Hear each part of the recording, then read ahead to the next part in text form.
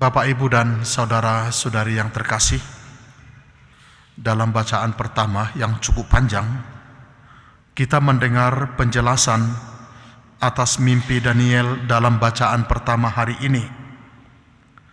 Dikatakan bahwa rangkaian kerajaan-kerajaan dunia pada akhirnya akan berakhir. Namun semua kerajaan dunia itu akan digantikan oleh sebuah kerajaan yang lain, yakni kerajaan Allah yang tidak akan pernah musnah, tetapi kerajaan yang akan bertahan selama-lamanya. Pada masanya, setiap kerajaan dunia tampak seolah-olah akan bertahan untuk jangka waktu yang lama. Bahkan banyak orang berpikir kerajaan dunia yang diatur sedemikian rupa bisa bertahan selama-lamanya. Namun seperti dikatakan dalam bacaan pertama, setiap kerajaan akan digantikan oleh kerajaan berikutnya. Demikian pula kerajaan itu pada akhirnya akan digantikan lagi oleh kerajaan yang lain, sampai tiba saatnya kerajaan Allah yang tidak akan pernah digantikan oleh kerajaan manapun.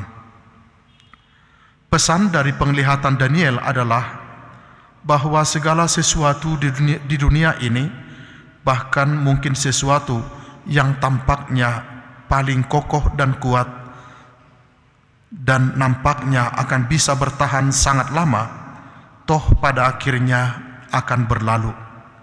Tetapi pemerintahan Allah tidak akan pernah berakhir. Itu pesan yang bisa kita ambil dari bacaan pertama.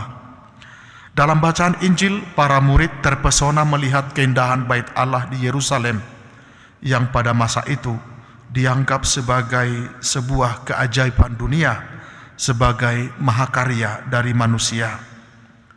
Bait itu tampak seolah-olah akan berdiri kokoh selama-lamanya.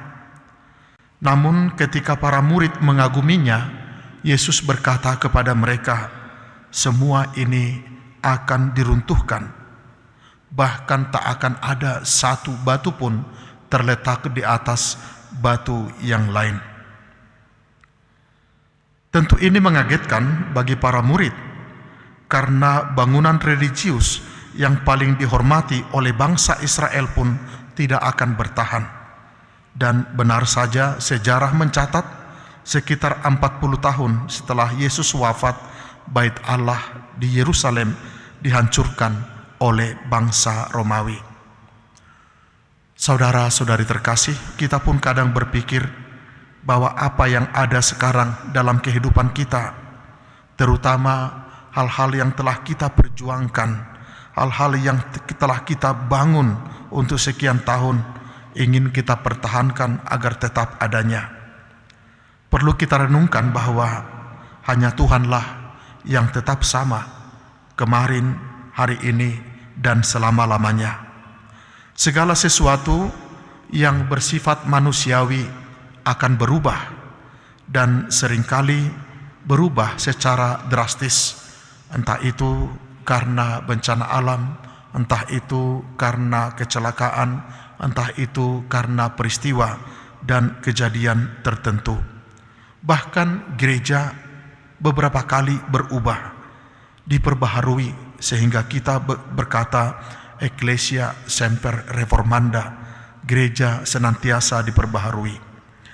Kesadaran kita bahwa Tuhan adalah yang tetap selamanya di tengah segala perubahan dunia ini akan membantu kita untuk bisa menerima dan memahami perubahan itu.